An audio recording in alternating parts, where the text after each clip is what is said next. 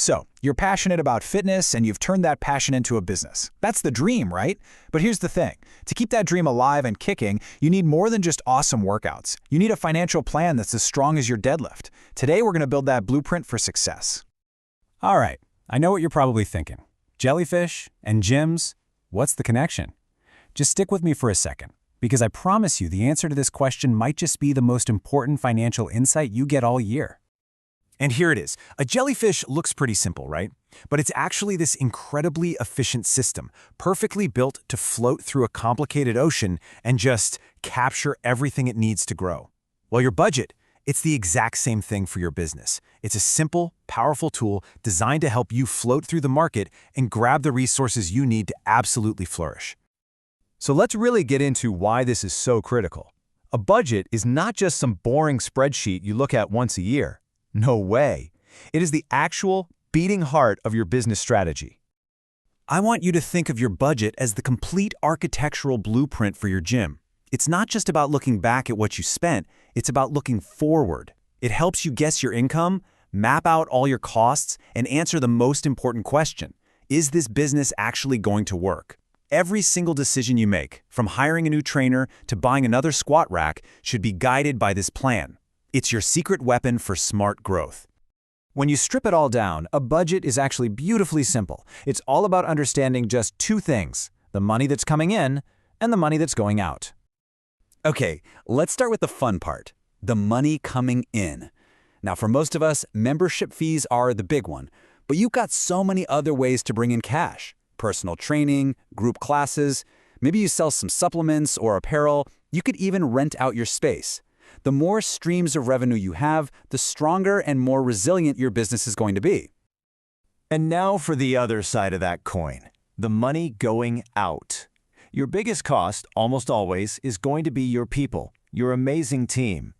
But then you've got the rent and utilities, the cost of buying and fixing equipment, marketing to get new members in the door, and all those little admin things that, keep the lights on. Now, it's really important to know what kind of costs you have. On one side, you've got fixed costs. Think rent, insurance. These are the bills you have to pay every single month, whether you have 1 member or 1,000. But on the other side, you've got variable costs. These go up and down with how busy you are, things like commissions for your trainers or the cost of your towel service. Knowing the difference here is absolutely key for planning ahead. Okay, so we've got all the pieces of the puzzle. Now let's talk about how to actually put them together into a real, actionable financial plan.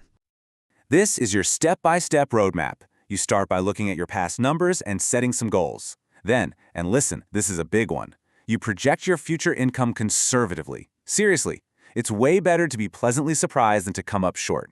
Then you list out every expense you can think of. Does the money in cover the money out? Great. And please, do not skip this last step. Build in a little cushion, a contingency fund, for all of life's surprises. This whole process leads us to probably the most important number in your entire business, your break-even point. This is your survival number. It's that magic moment where your business is officially paying for itself. Any member before this point, you're losing money. Any member after this point, you're in the green. And hey, figuring it out isn't as scary as it sounds, I promise.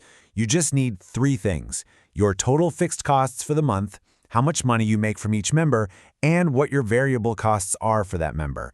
A little bit of simple division and bam, you know exactly how many members you need. So let's just say, for example, that number is 125 members. All of a sudden, your big, scary financial goal becomes a super clear, tangible target.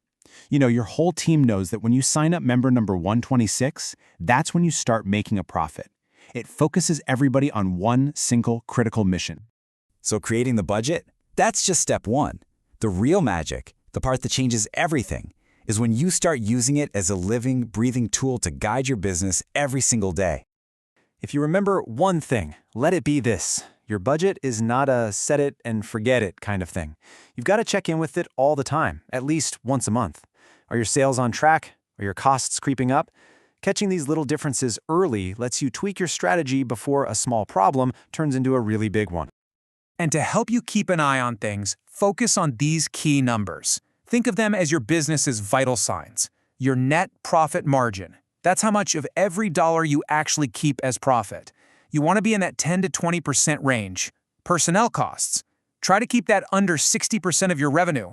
And member retention. Are you keeping your clients? You should be aiming for over 70%. These are your quick health check numbers. All right, let's wrap up by talking about the common mistakes, the traps that can trip up even the smartest, most passionate business owners. Just knowing what they are is half the battle. Okay, here it is, the #1 classic mistake, being way too optimistic. Look, it's great to be passionate, but your financial plan needs to be rooted in reality.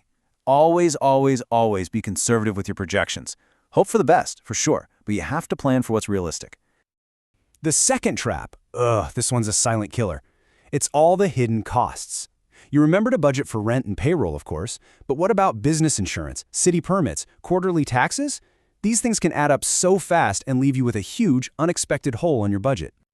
Mistake number 3 is basically flying without a safety net.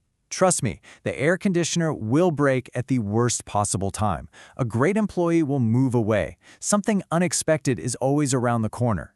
Having that 5 or 10% emergency fund isn't a nice to have. It's what lets you handle a storm without it turning into a full-blown crisis. And the last mistake, well, it brings us right back to the beginning. It's creating this beautiful, perfect budget and then sticking it in a drawer to collect dust. If you don't actually look at it and adjust your plan based on what's happening in the real world, then your budget is just a piece of fiction. So please, stop thinking of your budget as a restriction. It is not a cage, it's a map. It's a roadmap that gives you the freedom to make smart choices, the confidence you need to invest in your own growth, and the clarity to build a truly successful, sustainable business.